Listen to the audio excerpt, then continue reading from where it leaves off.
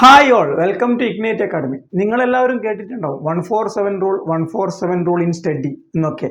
എന്താണ് ഈ 147 റൂൾ?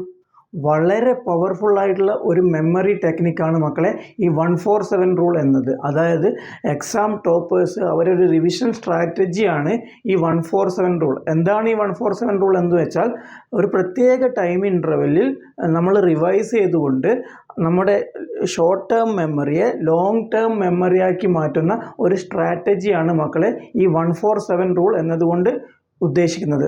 നിങ്ങൾക്കും വളരെ ഈസി ആയിട്ട് ഈ റൂള് ഫോളോ ചെയ്യാൻ പറ്റുന്നതാണ്.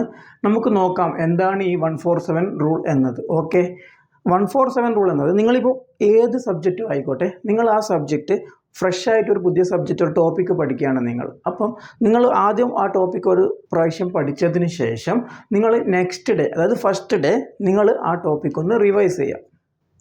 ഓക്കെ ആണല്ലോ? റിവൈസ് ചെയ്യുമ്പോൾ ശ്രദ്ധിക്കുക, ഇമ്പോർട്ടൻ്റ് ആയിട്ടുള്ള പോയിൻറ്റ്സൊക്കെ നോട്ട് ചെയ്തുകൊണ്ട് വേണം നിങ്ങൾ റിവൈസ് ചെയ്യാൻ.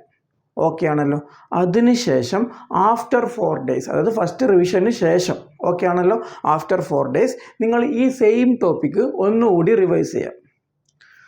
അപ്പോൾ റിവൈസ് ചെയ്യുമ്പോൾ ശ്രദ്ധിക്കേണ്ട കാര്യം, നിങ്ങൾ ഫസ്റ്റ് ടൈം റിവൈസ് ചെയ്യുമ്പോൾ നിങ്ങൾക്ക് ചില ടോപ്പിക്സ് കോംപ്ലിക്കേറ്റഡ് ആയിട്ട് തോന്നിയിട്ടുണ്ടാവും, അല്ലെ കുറച്ച് ഡിഫിക്കൽട്ടി നിങ്ങൾക്ക് തോന്നിയിട്ടുണ്ടാവും.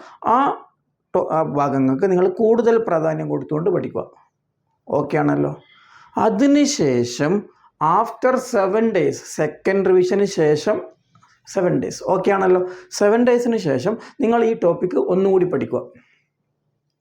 ഓക്കെ ആണോ? എന്താ സംഭവിക്കുന്നത് അറിയണോ മക്കളെ? നിങ്ങൾ ഈ short term memory long term memory ആയിട്ട് മാറും. മക്കളെ, നിങ്ങൾ ഈ സ്ട്രാറ്റജി ഒന്ന് ഫോളോ ചെയ്തിട്ട് ഇതിൻ്റെ റിസൾട്ട് ഒന്ന് കമൻറ്റ് ബോക്സിൽ കമൻറ്റ് ചെയ്യണേ. ഓക്കെ, അതുപോലെ നിങ്ങളെ പഠിക്കാൻ ബുദ്ധിമുട്ടുന്ന നിങ്ങളെ ഫ്രണ്ട്സിന് ഈ റീലൊന്ന് ഷെയർ ചെയ്ത് അവരും ഈ സ്ട്രാറ്റജി ഫോളോ ചെയ്യട്ടെ. Okay, let's make learning simple.